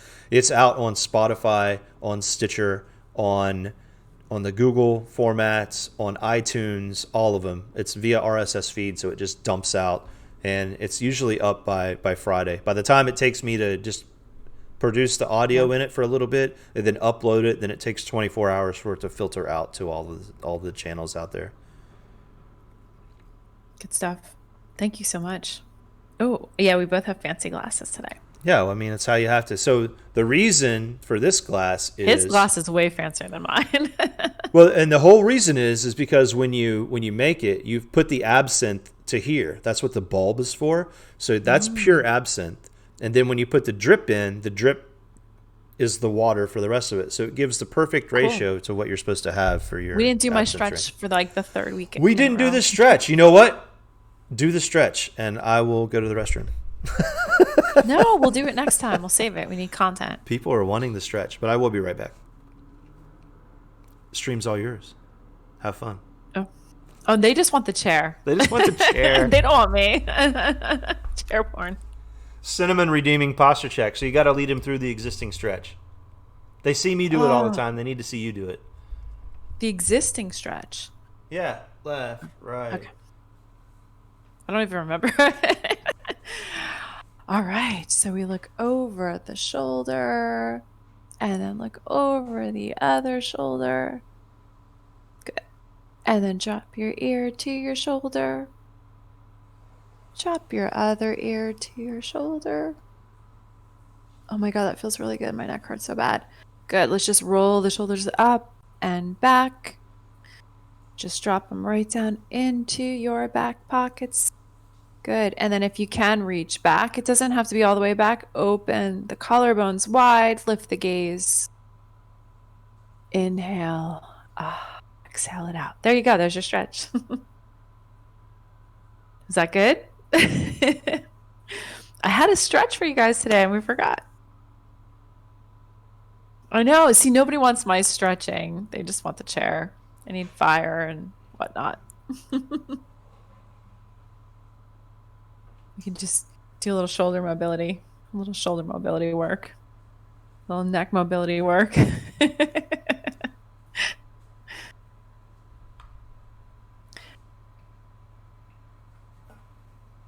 Oh my gosh, Nez, I've had a terrible headache for 48 hours, so I keep doing that all the time. It does relieve it. It does. The stretch I was going to do today, which we forgot because we went way too long again. So we'll start with it next week. Thank God, Scojo Saluna. Average Lenny, thanks for the chair stream emote. Pretty awesome. Oh, he had a headache. Yeah. Shoulder mobility. Oh, plus 10 points, Robin. Oh, yeah, Nez has the whole pun thing going on. And Den made a Den bot that can accumulate those points for him now, too. It's pretty sweet. Wow. That's awesome. I don't think I'm good at puns. I feel like you guys are all good at puns except me. I have an almost 3-year-old that we weaned from the passy a few months ago that refuses to sleep. Oh, no. I remember those days, Den. I remember those days. Me too. My first kid sucked her thumb, which I thought was great at the time, which became bad later because it affected her teeth. I mean, they're all fine now. But, she was... pushing on her teeth, but she could pacify herself. And the other one never needed anything, so I kind of lucked out with that, but I do remember them needing things. Hey, Lenny, thank you for popping in, man. Yeah, Lenny. Scojo, this was great. Hope I can catch the next one from the start. It's nearly 5 a.m., so we're going to hit the hay for a few hours. Take it easy, my thank dude. you. Everyone. Lenny, thanks so much for being here, Lenny.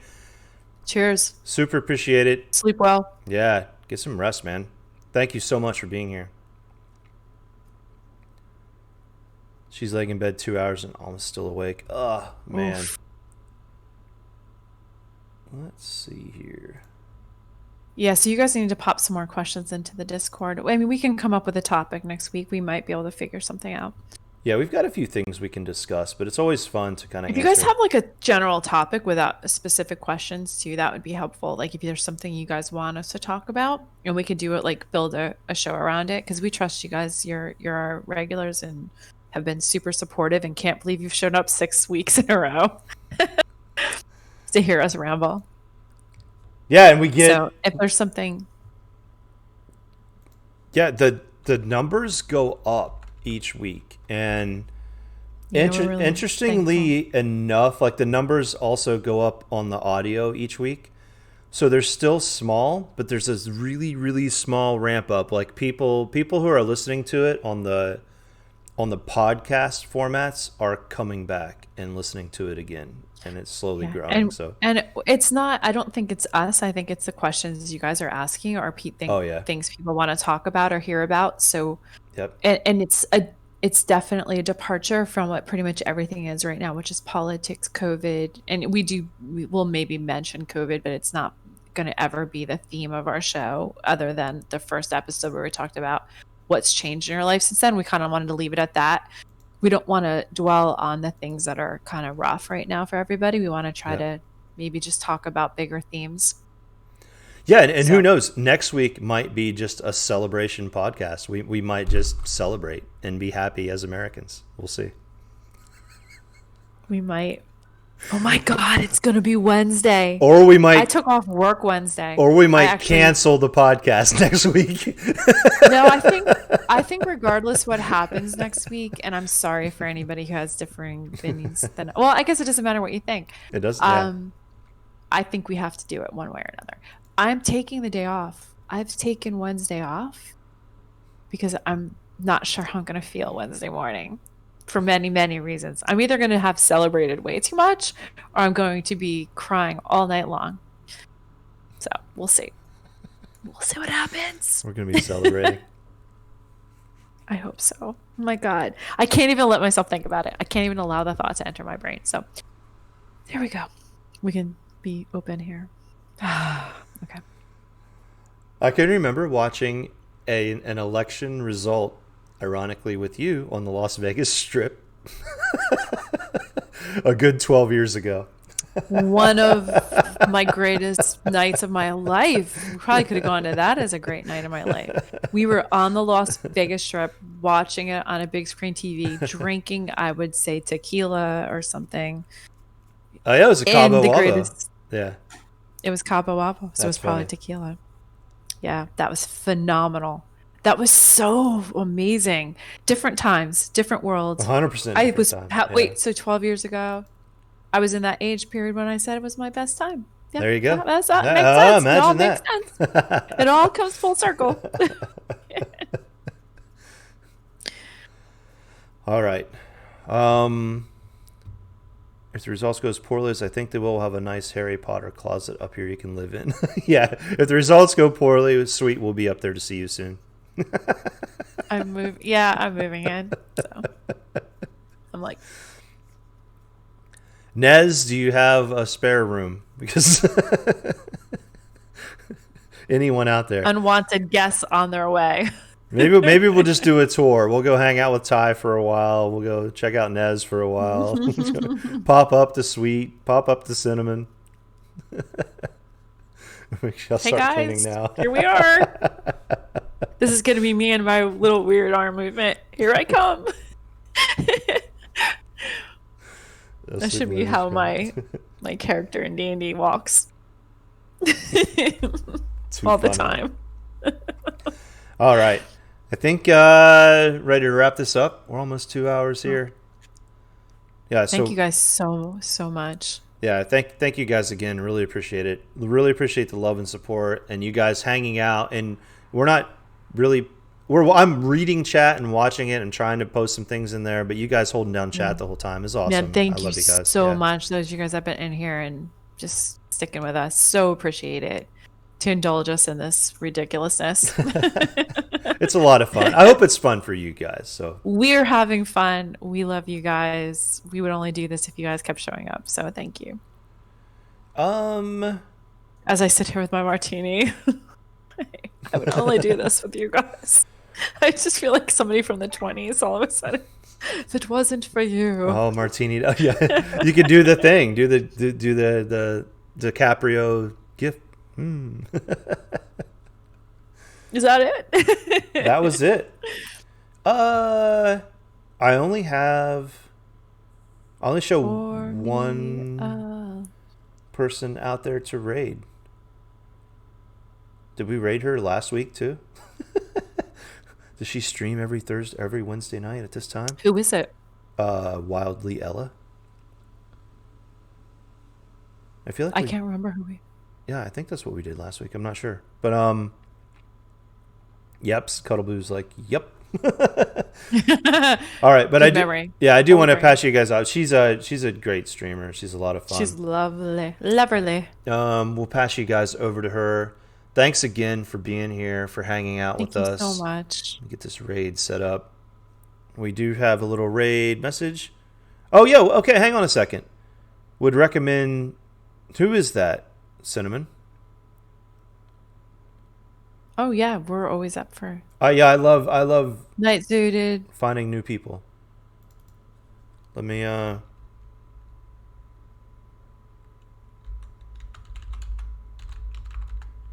She paints and she's good at it, which is things I'm not good at anything painting crafty wise. So I love it. I think anybody that's better than me. Like. Which is pretty much everybody. Let me spell it right. Hang on, let me check it really quick. Not that I don't want to read Ella, but I like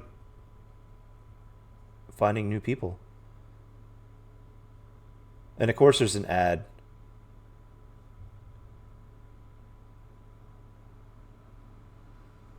Next time, does he stream every night the same time as us, or right around this time? Because we'll do it next week for sure. We'll make a note of it. Oh wait, did I miss Den? He after the other guys. Oh, okay. That would be me. I could do a paint stream where it's just me and everybody's just pretending that it's good, but it's not, because I'm not crafty.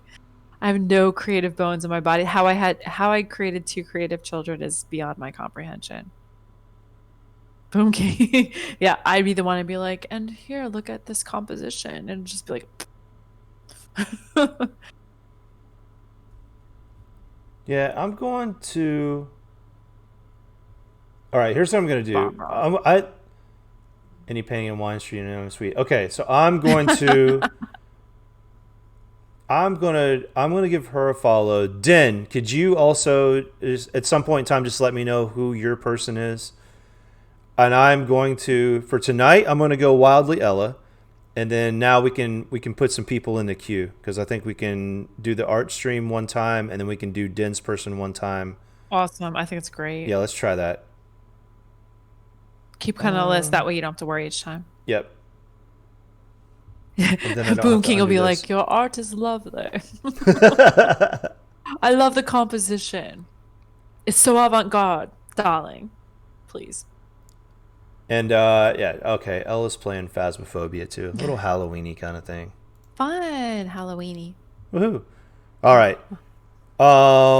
Cheers. Great. Thank you guys again. Yeah, cheers to you guys. Love you guys. Mine's empty. I need a refill, which I'll do in just a second. And once again, my normal close, you guys have tens of thousands of options to go to tonight on Twitch, and the fact that you are here, really appreciate it. So we hope to see you guys again. Let's go for this week, let's give Ella some love, and then we'll start switching it up in weeks to come. Let's cook this raid. We'll see you guys later. Love you guys. Love you. Bye.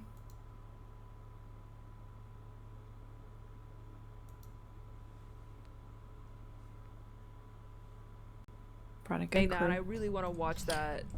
That seems like such a nutty experience. We have to find it first. Okay, yes, let's walk around. Well, I want to put a motion tracker on. Paul Miller. So what we'll do is we'll find the room that it's appearing in, and then you can put it in there. Gojo!